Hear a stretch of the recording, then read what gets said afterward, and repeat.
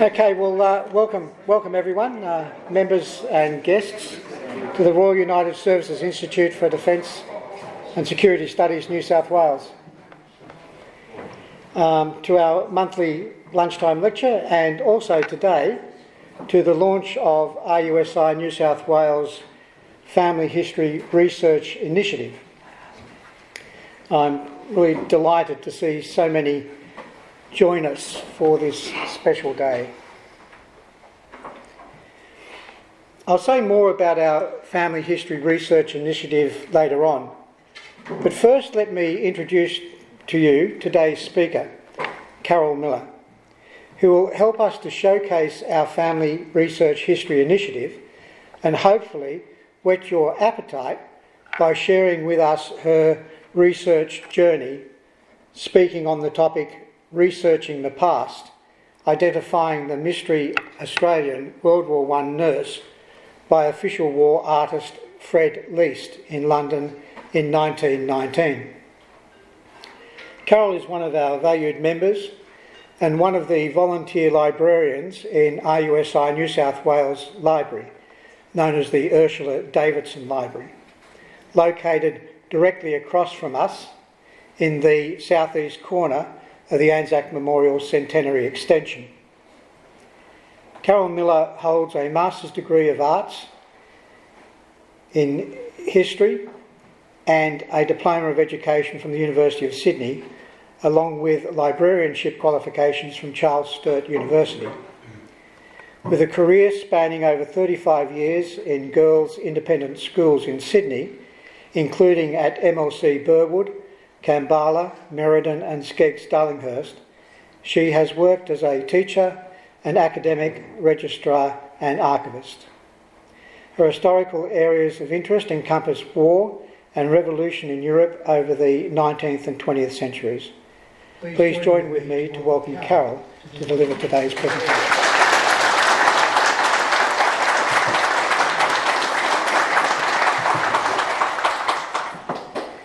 Well, thank you, Kim, for that kind invitation, and good afternoon, everyone.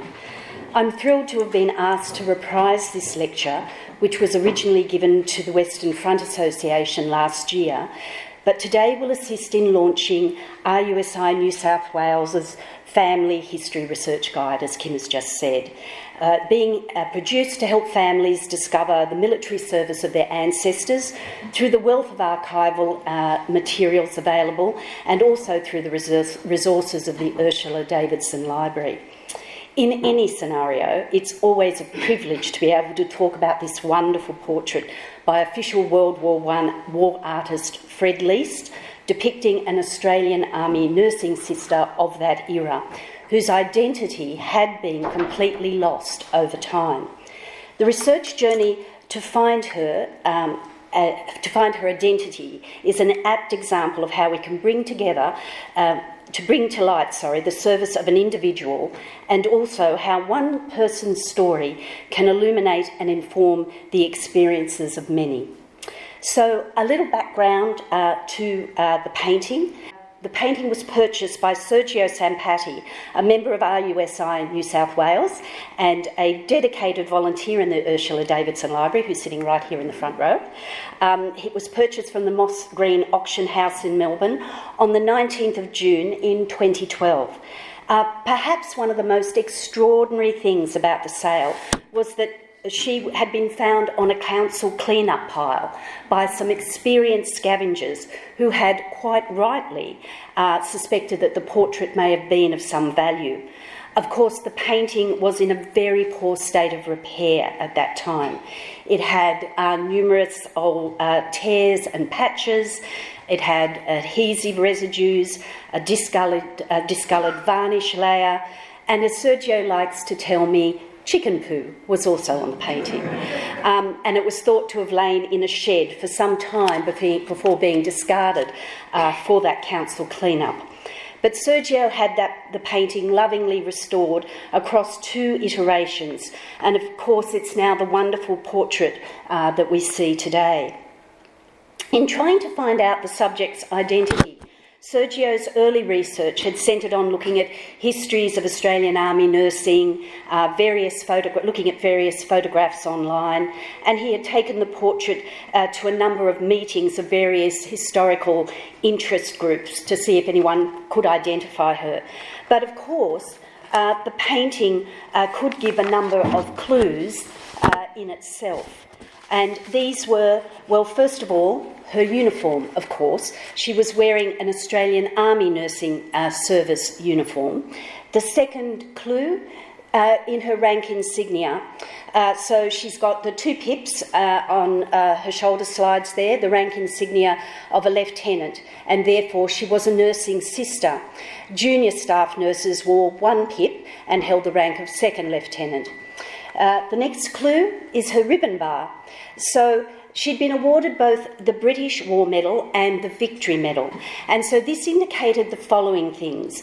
Firstly, she could have possibly served on either the Western Front or the Eastern Front from 1916.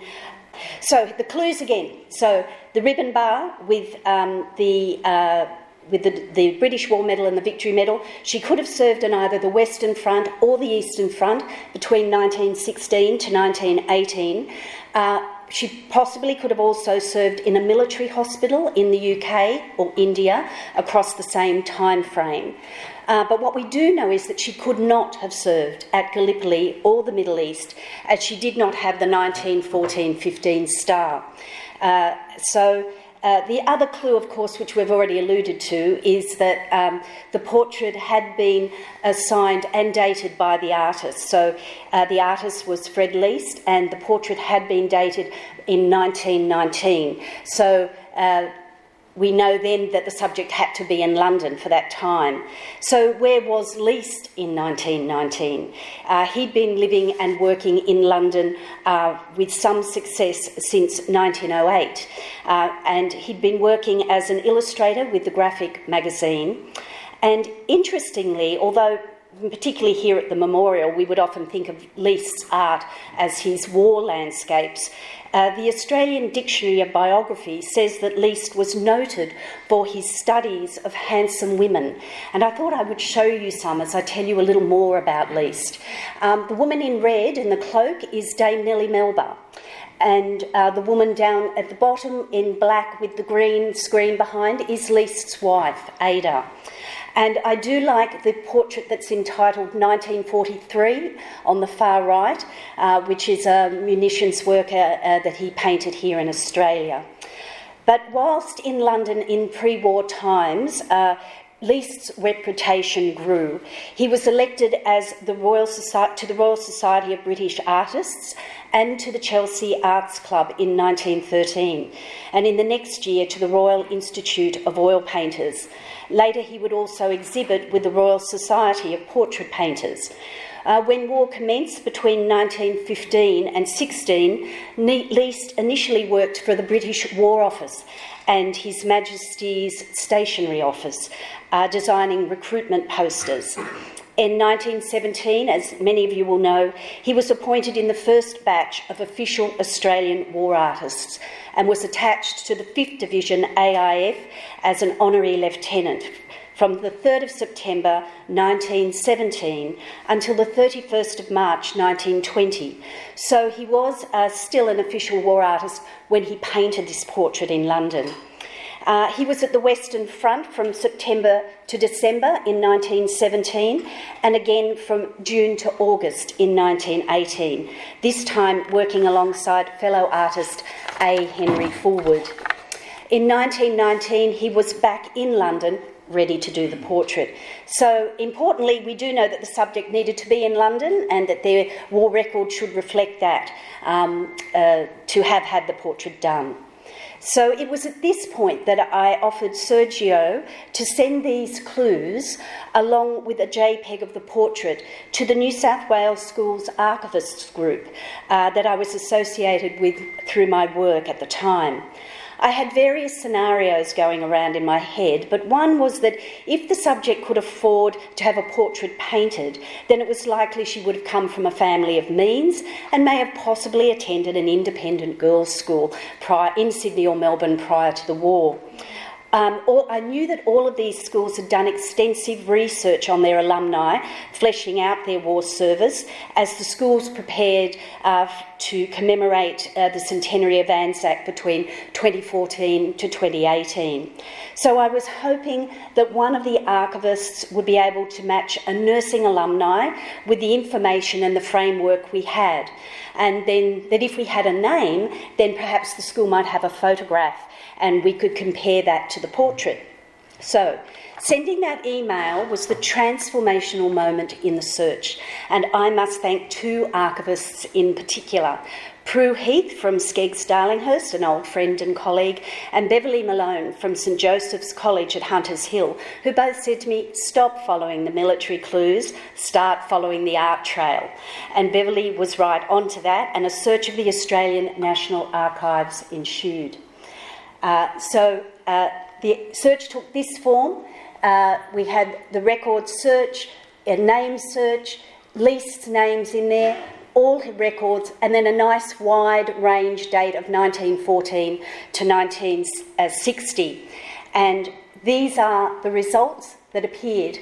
So the top two are just information about portraits painted by Leist of politicians of the time.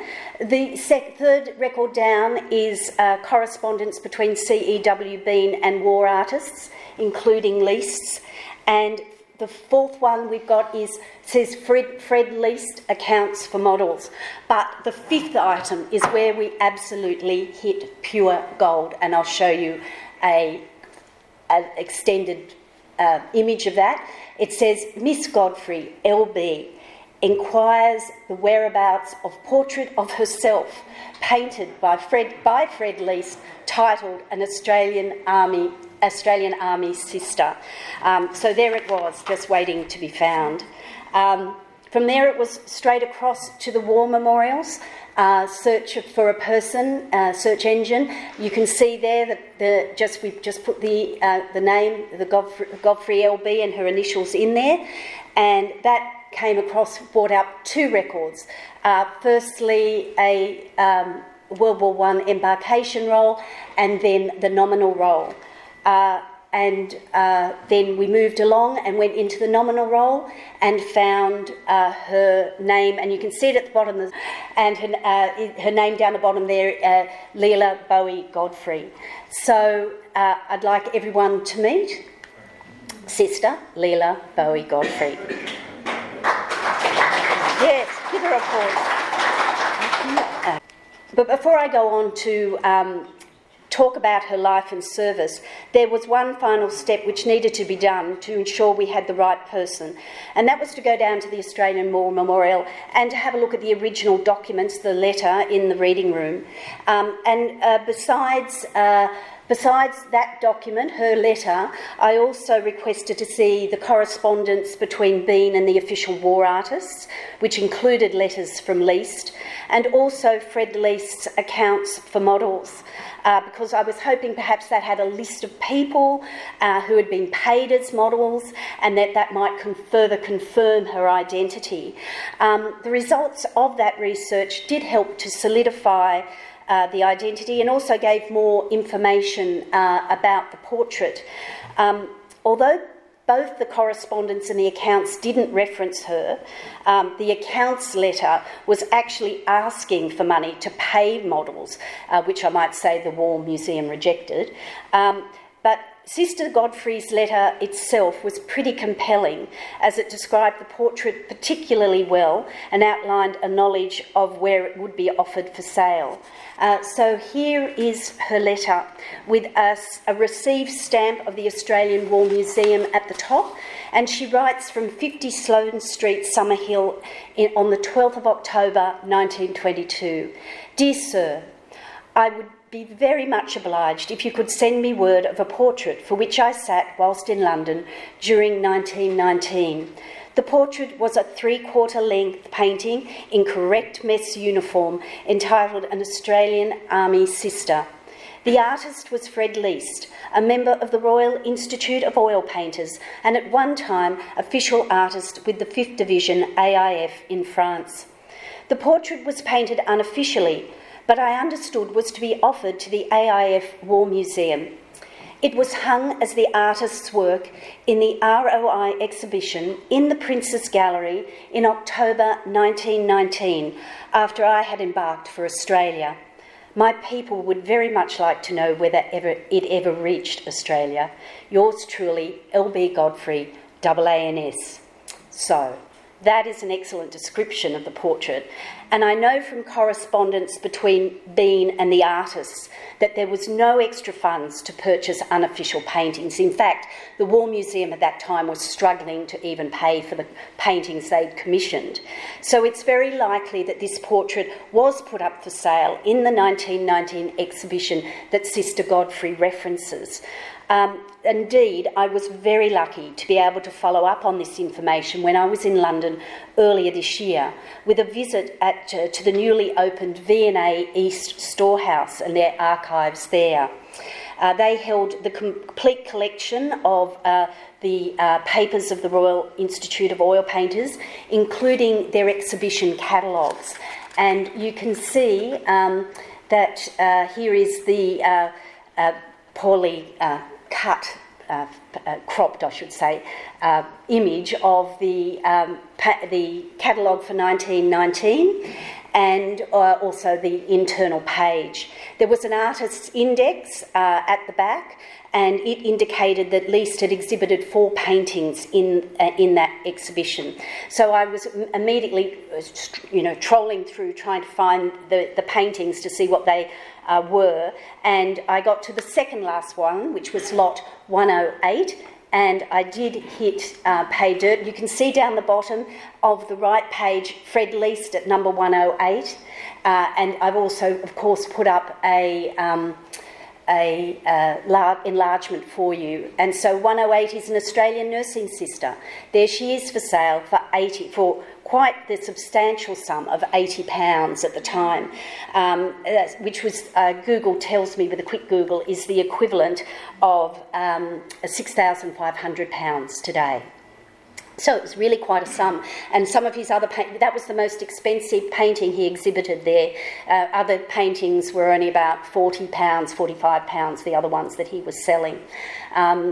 So Leila Godfrey was correct when she said that she knew that it was going to be put up for sale there. So although the V&A kept some financial records of the Institute, these were really very rudimentary in nature, and I was unable to find out who the painting might have been purchased by. That it was purchased is highly likely, given that Leist was still trying to sell some of his World War I paintings in an exhibition he held here in Sydney in 1927 as soon as he got back from overseas.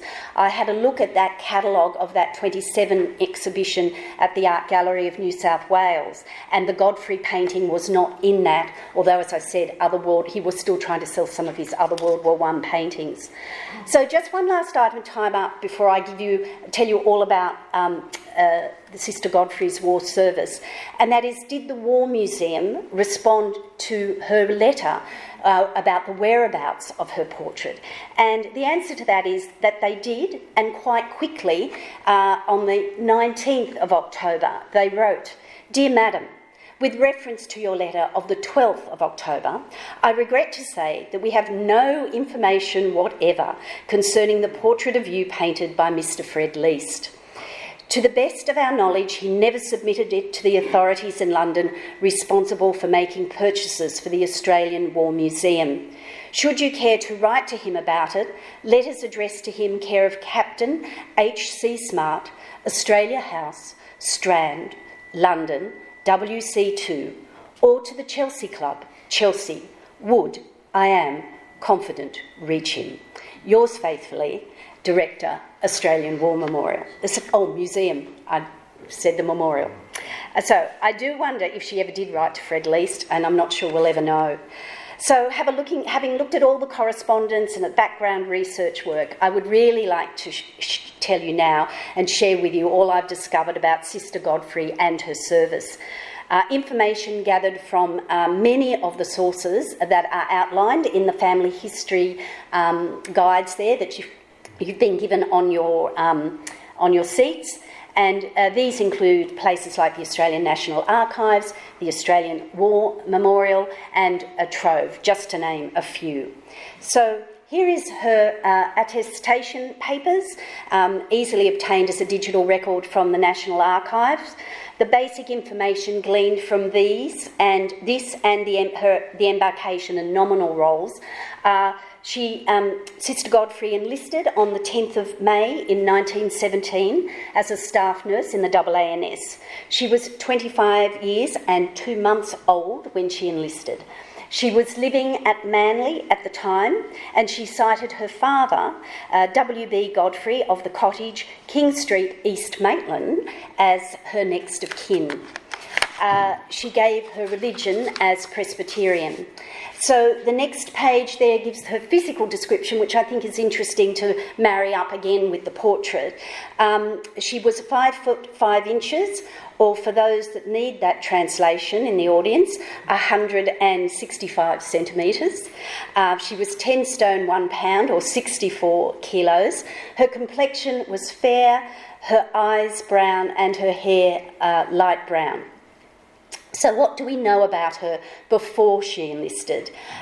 She was born on the 8th of March 1892 at Grenville in New South Wales.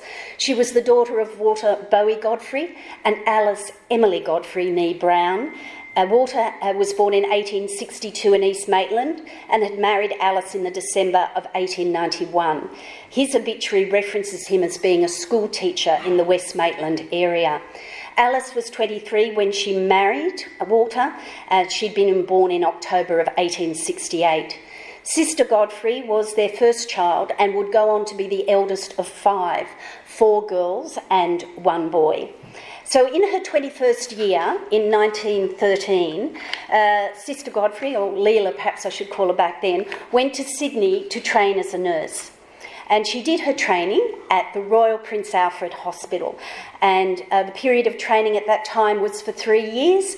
And as all trainee and as all nurses did, she lived in at the nurses' accommodation supplied by the hospital. Now, the RPA Museum were able to supply me with a comprehensive record of her time there. She commenced as a probationer in March of 1913. And it's really clear from her records of the time that she had a true aptitude for nursing and that she was a very good student. She sat her first examinations in December of 1913 and was positioned 4th out of 24 students. Having passed her exam, she was made a nurse, and throughout 1914 was on the wards, and then had her examinations. Her December 1914 examinations saw her ranked 5th in a cohort of 27, and she was then promoted or made ward nurse in March of 1915. I thought I would show you one of the wards that she may well have worked in at that time. These were open-air wards that were very common at RPA at the time, as the whole hospital had many temporary wards whilst it was undergoing a major redevelopment, which had commenced in 1912. So, as I said, she may well have nursed here. Her last exams in December of 1915 saw her positioned 9th in a cohort of 28. And she would continue as a ward nurse for all of 1916 before receiving her full nursing certificate, which was granted in March of 1917. I thought I would show you this photograph of a group of nurses just to give you a feel for the place and the time. No, she isn't in that group, I'm really sorry, and I really wish she was. But the RPA Museum made it really clear that she wasn't in any of their photographic databases, which was quite unfortunate. The other photograph of around that time that I wanted to show you too was this C-block veranda ward, also in 1917. These veranda wards have been used for tubercular patients and other infectious diseases for many years, but this photograph taken in 17, I know, has been labelled that the patients on this ward at the time were repatriated soldiers. So it's likely that Ward Nurse Godfrey may well have nursed soldiers returned from the war, and I think, or I like to think, that explains why she, virtually as soon as she received her full nursing certificate in the March of 1917, she resigned from RPA. And a reason given on her discharge paperwork at the hospital was just said left for ANS, the Australian Nursing Service. So perhaps she thought, or Army Nursing Service. So she did enlist on the 11th of May in 1917, and she embarked on the 9th of June on the SS Multan. But of course the big question, which I haven't answered as yet, is where is she headed? What theatre of war did she serve in? So without further ado, she was part of a contingent of nurses being sent to support British military hospitals in Salonika, now Thessaloniki or Thessalonica in Greece. Although this area was seen as a very peripheral to the Western Front, as many of you will probably know, the Salonican or Macedonian Front was nevertheless an important campaign to regain control of the Balkans and to prevent enemy forces, that is the Bulgarian army, who were the allies of Germany, from gaining control of the strategically pivotal areas leading to the Suez Canal and hence to the Middle East. So Sister Godfrey was on her way on the Multan to Salonika, but the ship pulled in much more quickly and went to Melbourne, where it also took on more nurses, and in all there were 273 nurses aboard the Multan, who made up the first 3 nursing units that would head to Salonika. The first contingent of these was nurses from the 3rd Military District in Victoria, and they were led by Principal Matron Mrs. McHardy White. She had overall welfare, she was responsible for the overall welfare and administrative control of all the nurses in Salonika. And many of the photographs that I will show you as we go on are photographs that she donated to the Australian War Memorial. The second contingent of nurses was mainly from the 2nd Military District, from New South Wales, with Matron Beryl Campbell as their leader, and of course that's the contingent which Sister Godfrey belonged to. And the third contingent was a composite of the remaining states and was led by Matron Athelda Runnels-Uren from the 4th Military District in South Australia. She really does look like she knows what she's doing, doesn't she? The main part, I think I would find it very comforting to see her in a ward. The main part of the trip to the Suez took just over a month. And there are so many items online that you can see that will bring that journey to life. There's a wonderful diary by nurse Christine Strom that's been digitised and is available on the Australian War Memorial site. And she captures the journey very well. She calls it, it's often boring, people are seasick, but there's always some fun to be had. And other snippets of seaboard life and experiences can be found in ephemera like this. This is a menu card that Staff Nurse Amy Bembrick sent back to her family, and you can see that she's written at the top,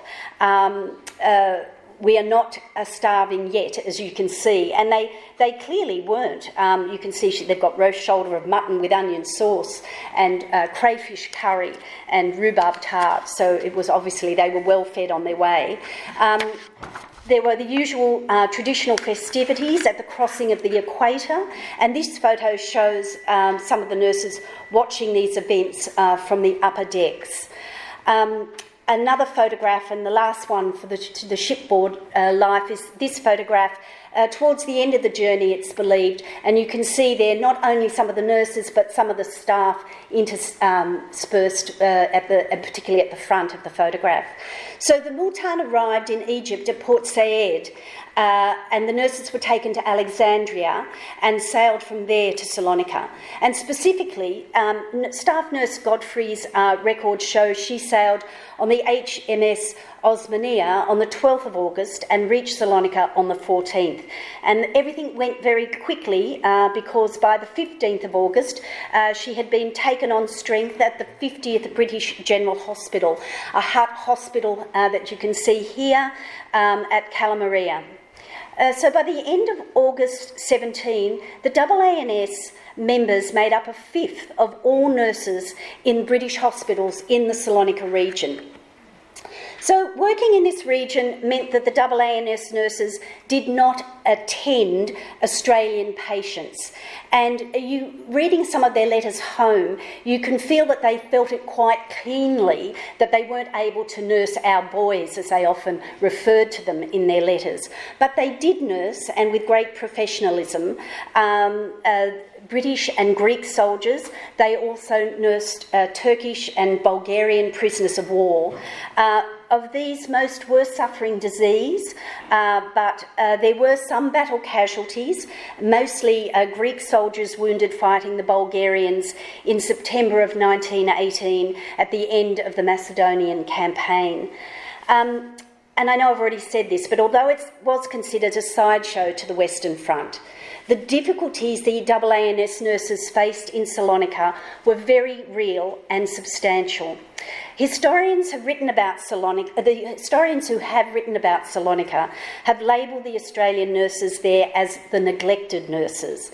A.G. Butler, who is the official medical historian of World War I, says of them, and I quote, "Few Australian nurses in the war can have found themselves among associations more inspiring, scenes more beautiful, or conditions more damnable." So what were these damnable conditions? And specifically, well, firstly, there was a natural disaster. The Great Fire of Salonika literally broke out a couple of days after the nurses had arrived. The city was largely razed to the ground, and over 100,000 people were made homeless. And you can see here the photograph of some of the refugees, as I've put there, up on the hills above the city, looking back at the fire. And then after, when people could get into the city, that is the main centre of Salonika after the Great Fire. So one of the main medical supply depots was destroyed in the fire, with its obvious flow-on effects to hospitals. There was a subsequent shortage of food and essential supplies, and affected, well, everyone, but nurses and patients. And although the nurses and hospitals were lucky that after a few weeks, Red Cross supplies began arriving, and these were immense value and did help ameliorate the conditions they were under. One of the other greatest challenges was the local weather. Winters were bitter. Sister Beatrix Coves wrote, "I did not realise there could be such cold," when she wrote home about a Salonika winter. Matron McCarty White also painted a graphic picture of the climactic conditions. The winter was exceedingly severe, the wind known as the Vardar wind being almost a blizzard. There were heavy falls of snow and very low temperatures at night. She went on to describe also how that in these extremes of temperatures, drugs and medicines, ink, hot water bottles all regularly froze overnight, and drains were blocked, basins of water froze, so it made nursing very, very difficult indeed. And that photograph, I think, brings home just, how cold it really was and how bitter for them to work, the conditions they worked in. So there was little respite either in the warmer months, as the heat of the summers was as intense as the cold of the winters. This heat, along with the geography of the area, with its many ravines and streams, combined to make the region a perfect breeding ground for mosquitoes.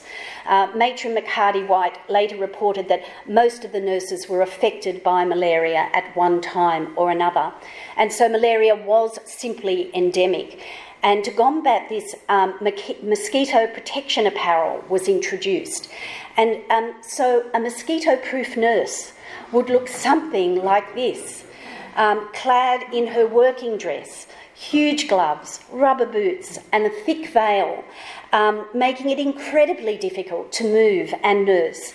And this slide does illustrate it absolutely perfectly. And it's a group of AANS nurses at the 52nd British General Hospital at Carrol that apparently were just going on to night duty when that photograph was taken.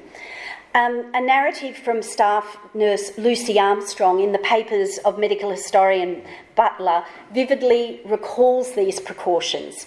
And she says, "In the malaria season, we were supposed to wear veils, long gloves and puttees, which made it quite impossible to carry out our duties.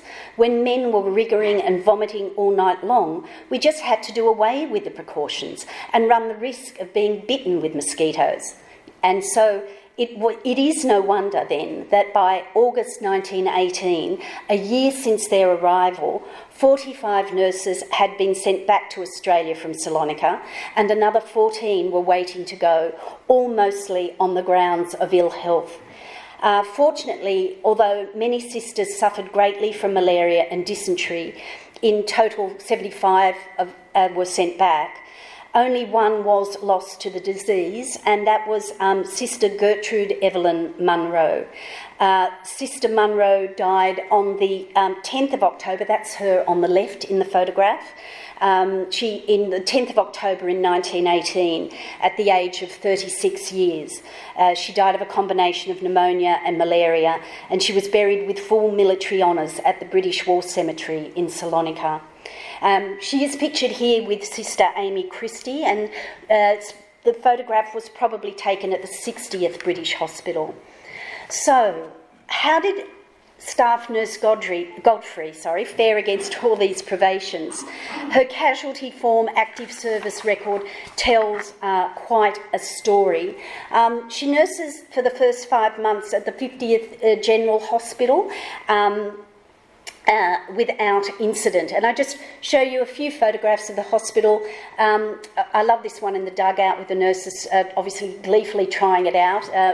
They were there in case of Zeppelin raid, and clearly just a standard ward in the hospital, so you get an idea of where Sister Godfrey and her colleagues would have worked. So although she does have that 5 months of incident-free, in early February of 1918 she does contract malaria, and she's taken to the 43rd General Hospital and then moved on to the British Red Cross convalescent home to fully recuperate. She's back on duty by the 3rd of March, but for the rest of the year she's absolutely plagued with ill health. On the 19th of June, she's again sent to the Red Cross convalescent rest home, that was called as well, admitted with debility. So this photograph of the rest home in Salonika with 6 unidentified nurses on the front steps was taken on the 17th of June 1918, just 2 days before Sister Godfrey was admitted. So she stays there for 2 weeks, and she's deemed fit for duty by the 2nd of July in 1918, and she's transferred then to the 60th General Hospital. So this was a tent hospital at Hortiac, which was about 20 kilometres from the city of Salonika in the mountains above Bulgaria. As you can see from this slide, the conditions were quite basic. It was a wider view, situated in a valley, and it accommodated around 2,000 patients.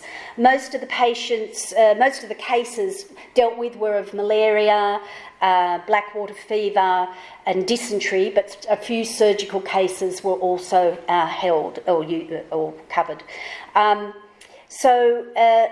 The final photo I have is a happy one there of the nurses, despite some of the basic conditions, smiling there while having their photograph taken, doing their washing at that hospital. So she's back there at the 60th and doing her washing like that. And in early February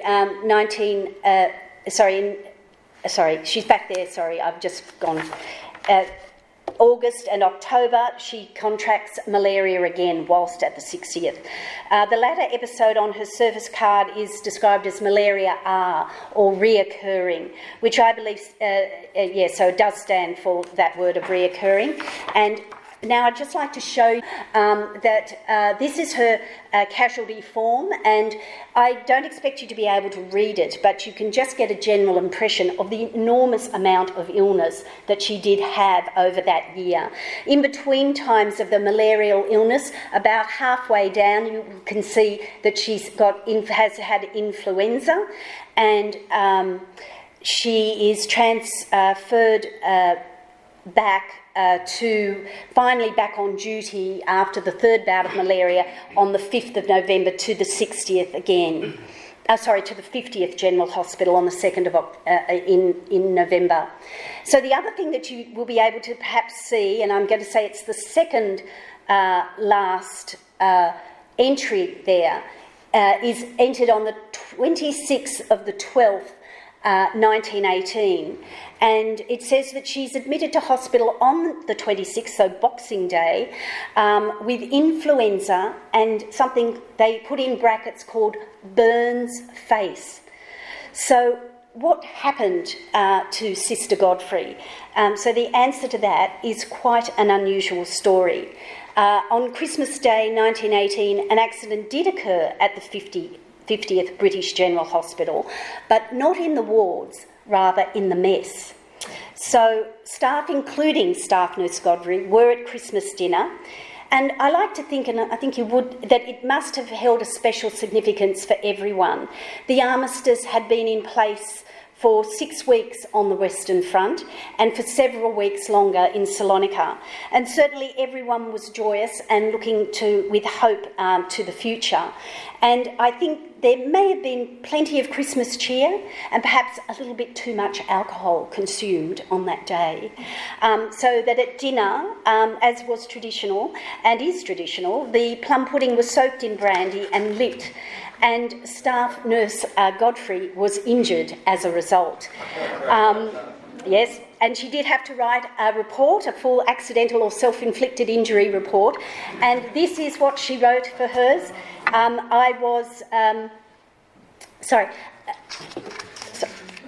You can almost read it from here. During the Christmas dinner, December 25th, while off duty, I was burnt on the face slightly by blazing spirit, which fell from the plum pudding. And then Major H.E. Smith provides a further report of the incident. He says, at Christmas dinner, I saw the burning spirit fall on the head of Sister Godfrey and burn her face and hair. And lastly, when you put it all together and see the whole report, this accident or self-inflicted injuries report confirmed at the very bottom that, and if you can see right down the very bottom, it says confirmed that no disciplinary action was necessary, and also no C of E held, so no court of inquiry held was necessary. But she was also admitted to hospital with not only the burns but with influenza, so she wasn't back with the 50th until the 9th of January in 1919.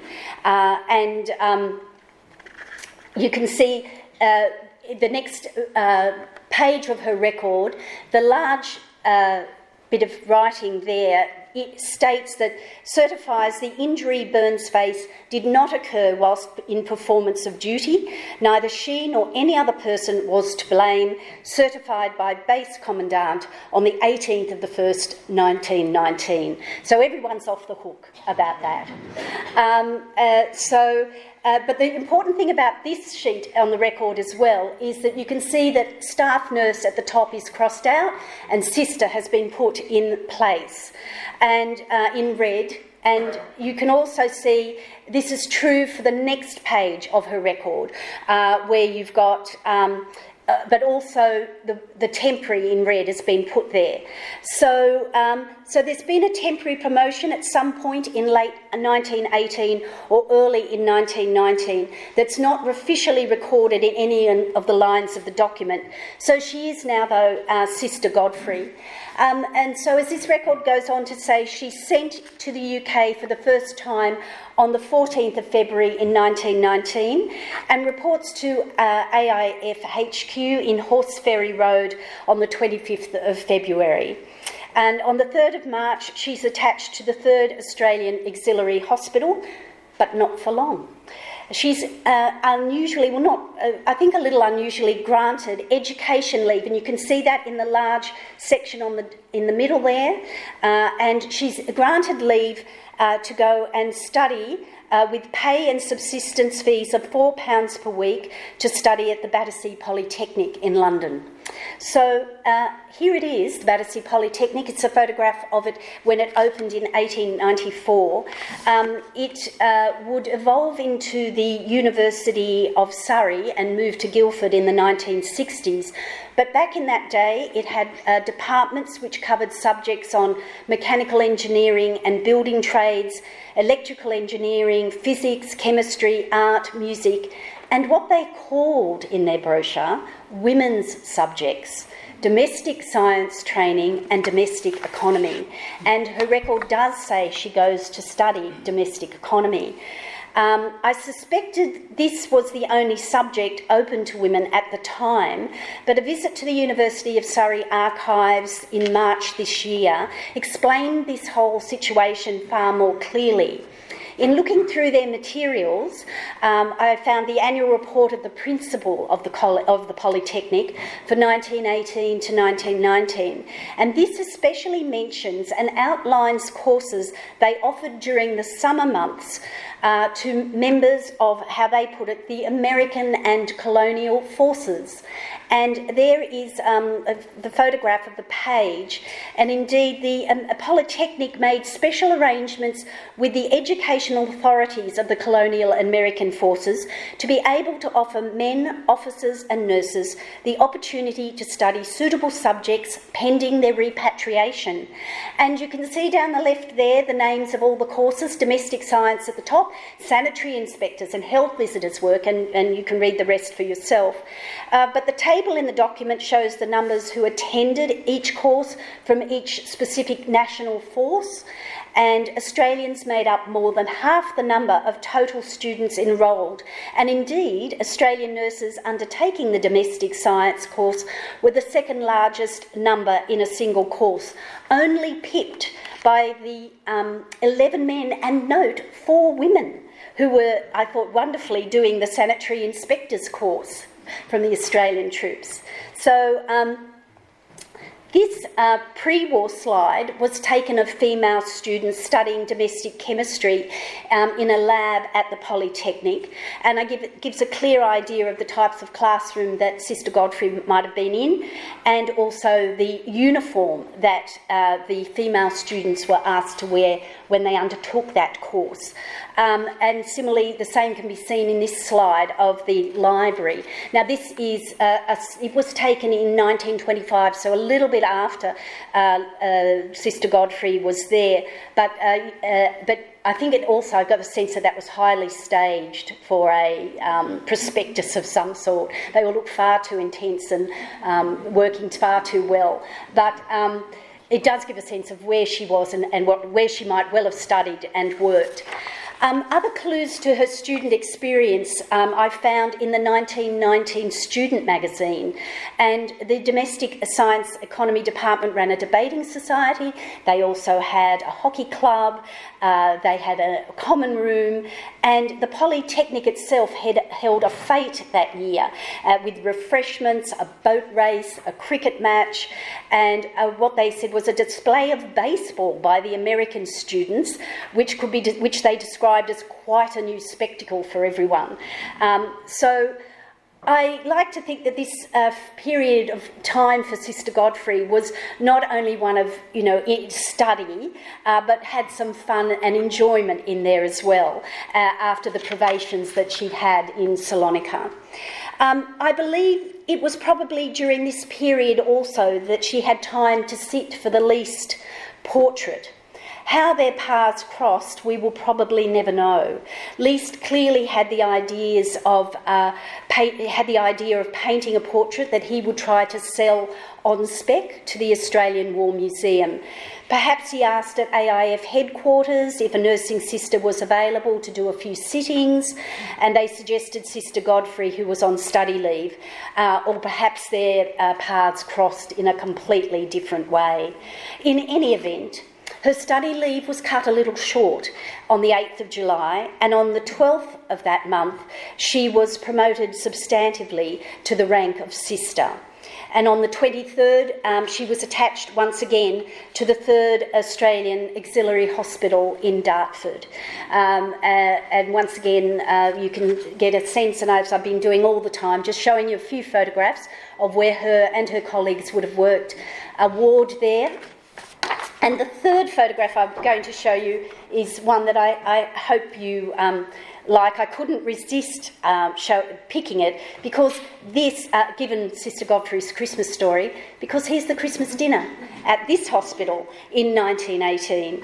And I note that the nurses are at the back there with the men, and also the decorations. I also particularly noticed a horseshoe there for luck, with the war over and everyone, I think, hoping for the best for the future.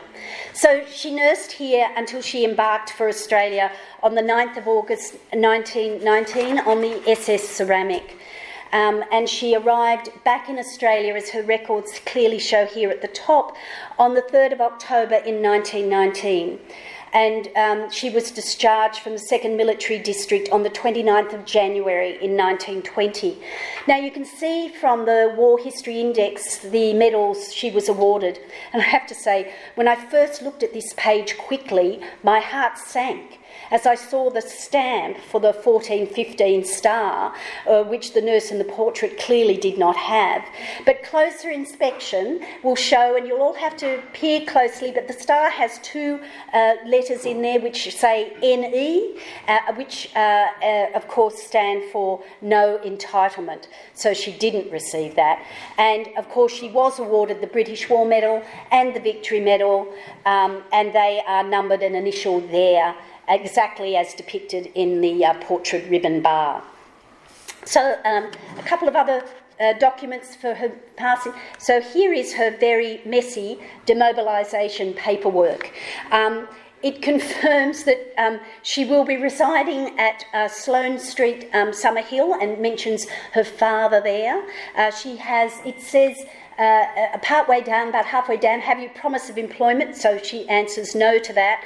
And she also answers yes a little further down to the question whether she would like assistance in obtaining assistance from the repatriation department to obtain a job. So she does request that.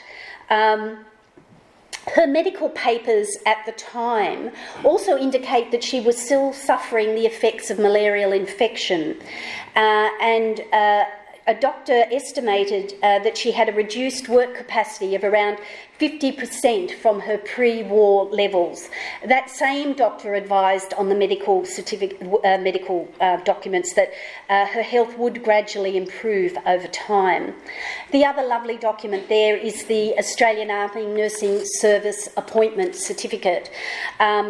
It was issued at the war's conclusion in 1919. It gives her date of enlistment, rank and enlistment.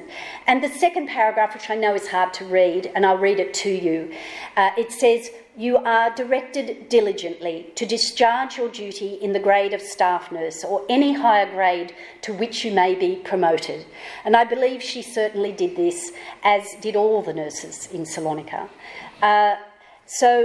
What else did she do? Not long after arriving back in Australia, she travels to Newcastle and visiting friends and relatives, as reported here. And the article says, Sister Leela Godfrey, who a few days ago returned to Australia after serving in military hospitals abroad, is at present in town on a visit to her relatives in East Maitland. The Oakhampton Nurses Comfort Fund, which has presented a brooch to every returned nurse, intends to make a similar presentation to Nurse Godfrey. We know that by the time that she's writing, well, we know from her demobilisation form, and also by the time she's writing to the War Museum in 1922, she is still living at 50 Sloane Street, Summerhill. This is of course, modern photograph of the property. This is the home of her parents, and Sister Godfrey's name, and at this address, continues to appear in the New South Wales Government Gazette in the yearly Register of Nurses throughout the 1930s and 40s. So what else can we glean of her post-war life? Well, quite early on, she decides to train as a midwife. And here is her name appears in the Australian Trained Nurses Association, ATNA, examination results, in the obstetric section, and you can see I've highlighted it there for you, and in the Sydney Morning Herald. In June of 22. So her nurses' registration papers in the Nurses' Index 1926 to 1954, which is kept in the State Archives collection, indicate that she trained at the Royal Women's Hospital at Paddington for this. As the years went on, she found time to keep up with her fellow veterans. And this is a news story from the Sydney Morning Herald, and I'll just read you a little bit at the top. It says 50 ex-members of the AANS who were on active service during the war at Salonika arranged a high tea last night at the Blue Tea Rooms, Rose Street, in honour of Miss Uren, who was matron of the 60th British General Hospital at Salonika in wartime. This article went on to explain that Miss Uren was travelling through Sydney to return to her native Adelaide after a trip to Japan, which would have been quite unusual, I think, for someone in 1928. And so the women gave her, it says in the article, the women gave her a bunch of sweet peas with scarlet ribbons. And you can see I just put a tiny little bit of green right where Leela Godfrey's name is. So, her father Walter died in 1932 and her mother Alice in 1943. Both were still living at Summerhill at the time of their deaths, as was Sister Godfrey. So she really was the dutiful daughter of that era who looked after both parents until they died. But not long after her mother's death, she married Clyde Edgington on the 17th of April 1943 at St Stephen's Church in Macquarie Street. And I believe he is the same Clyde Edgington who worked with the Red Cross in Egypt and Salonika during 1917 to 18, but more research is needed on this to be really sure. But I think it's highly likely.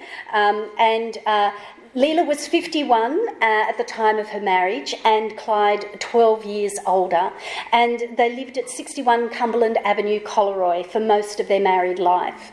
Leela died in 1970 at the age of 78, predeceasing Clyde by 2 years.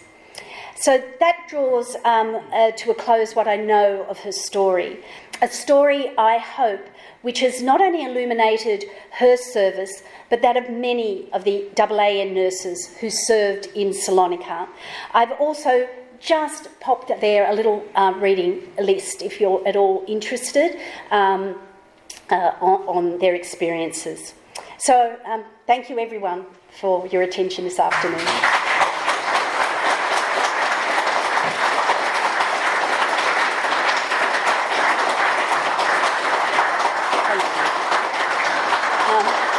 Thank you, Carol.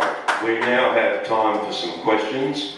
Would you please give your name, which is our usual custom, give your name and affiliation before asking your question.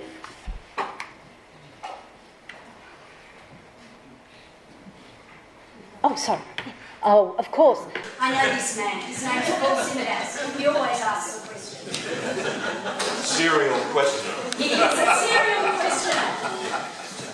Even better than the first one, Carol. And thanks very much to Sergio for releasing the painting to come here today. Indeed. What are you looking for next? A photograph? Yes. That's the Holy Grail. Is a photograph of her. And I have not done... look, I think the answer to that is that I really have to actually pay some money and go onto Ancestry.com and find out if there are any great nephews or nieces who may have some family papers and photographs, and follow up in that way. And I do intend to do that. I would love to see some photographs of her post-war. Thanks, Carol. That was terrific. I'm Brett Monero, the historian here at the Anzac Memorial, and I'm taking a group of artists to Thessalonica next month. So I'd love to get some addresses if we can photograph and paint some of the locations, because I was only expecting that we could find a few Australians who were serving with Scottish Women's Hospital in Thessalonica. I hadn't realised that a fifth of the nursing staff were AANS. So very exciting, and thanks very much for the contribution. We'll be speaking before I leave. Thanks. And look, it's interesting you mentioned the Scottish Women's Hospital. There's so many little rabbit holes you could go down within this speech, and I nearly mentioned that because there were quite some famous, for example, Miles Franklin worked with the Scottish Women's Hospital in Salonika, not well-known fact, but she worked as a cook there. And then Olive Kelso-King, who's also very well-known in Salonika and Serbia with her work as an ambulance driver, was also there and attached to the Scottish Women's Hospital. So, anyway, yeah, thank you, Brad. Yeah? Oh, yeah, sorry, I didn't say. Hi, thank you, Carol. That was a brilliant presentation. My name is Ruth Graham from the Society of Australian Genealogists. We'd like to work with you, perhaps. We have an Ancestry subscription. Please see us down in King Street in our library, and we'd love to help you explore the story further of Sister Godfrey and perhaps find some living relatives who I think will be thrilled to know about all your research and to see that painting as well. Yeah. Thank you. I'll take you up on it. Thank you very much. Oh, good. There's a lady there in the middle. Yep. Thank you for that very interesting talk. I know this is a plotter, and I'm not really associated with it. But this might be a rabbit hole to your talk. But I know Australian nurses who worked in British hospitals were not well liked or respected until they proved themselves by the British nurses. And I note that you didn't mention anything about the British nurses in British hospitals. And I'm wondering if that sort of sentiment came across your research at all. Not a lot. I have to say, I did some reading about the British nurses. I know, in fact, for example, they fared, for some reason, much more poorly health-wise. There were far more deaths from malaria amongst the British nurses than the Australians. And I'm not quite sure why that might be. No, I hadn't picked that up at all. So I don't know, really can't comment about that. Okay, so I think first we should thank Sergio for rescuing the painting, and secondly for bringing it here today, which is very much appreciated. Thank you, Sergio.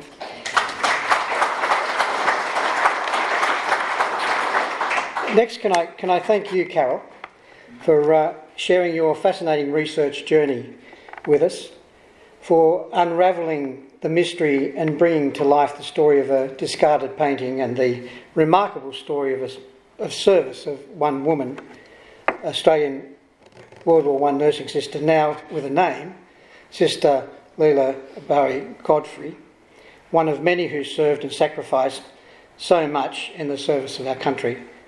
In thanks and on behalf of RUSI New South Wales, can I ask you to accept a token of our appreciation, fittingly a book about the inspiring story of another nursing sister who survived a wartime massacre and dedicated her life to saving others, Sister Viv.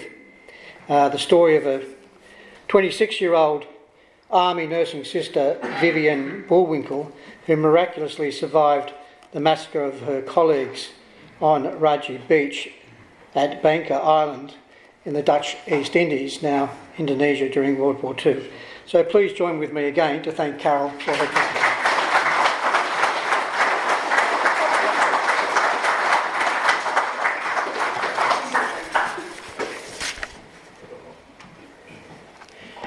It now falls to me. I know these seats are very hard. If anyone feels they need to do a stand-up or something and quick sit down to relieve themselves, please feel free to do so at any time.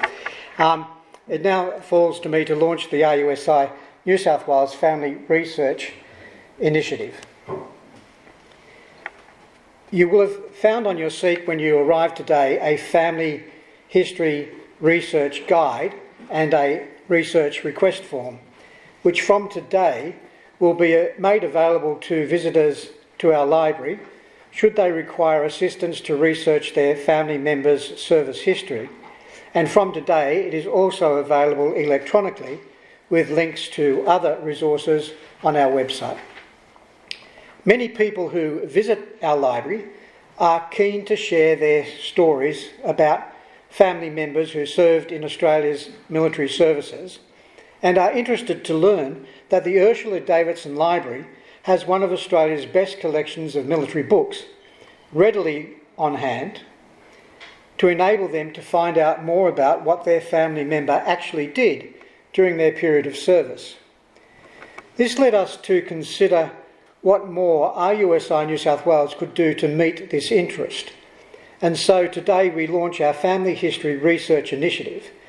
This is an initiative designed to connect RUSI New South Wales with the people of New South Wales and encourage members of the public to use our magnificent library resources to research and discover what their family members, their fathers and grandfathers, their mothers and grandmothers, their sons and daughters did in the wars and conflicts in which they served, a question immortalised in that famous World War I recruiting poster, "Daddy, what did you do in the Great War?" As part of the Family History Research Initiative, we will provide this guide, which is designed to let people know how they can first research their family members' military records using links found on the main search page of the RUSI New South Wales Library's reading room terminals to access the online resources available on the National Archives of Australia and Australian War Memorial websites.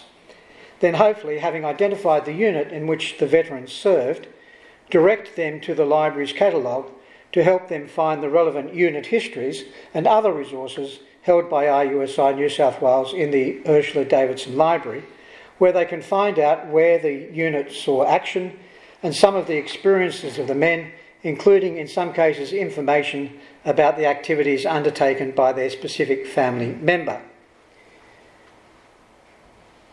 We have used the iconic poster on the cover of our guide. And then opening the guide, on the first page you'll see that we set out step by step how to go about locating and searching your family members' military records, primarily, as I said, using the National Archives of Australia and Australian War Memorial databases. And then, once you have identified the unit in which the veterans served, set out how to identify the relevant resources in the Ursula Davidson Library catalogue, either at home, online, or using the terminals in the library's reading room, with a place at the bottom of the third page to record their critical research results. And over the page on the back of the guide, a very useful list of other resources that are readily available online. In addition, should they require further assistance, they can request the help of our librarians to assist them in their task by completing this other document, a research request form, which will also be available in the library, and one of our librarians will subsequently contact them and advise what resources might be available for them to access to conduct their further research. Just to walk you through an example, this slide shows the process using the steps of the RUSI New South Wales Research History Guide. The family of Lyndon Arthur Cameron are wanting to know more about his war service. They go to the National Archives of Australia website, hit record search, go to the next page, They know his name, so they do a name search. They enter his name and request all records.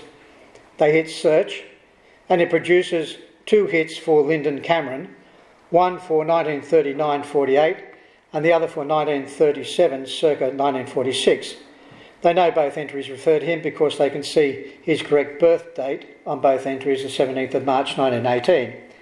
They see that both have digitised records that they can access, and they hit on each in turn.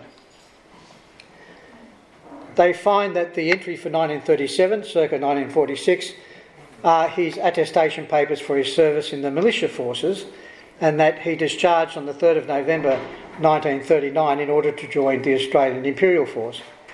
And the entry for 1939-48 are his attestation papers and other service records for his service in the Australian Imperial Forces. Critically, they see that he was posted to the 2nd 5th Australian Infantry Battalion.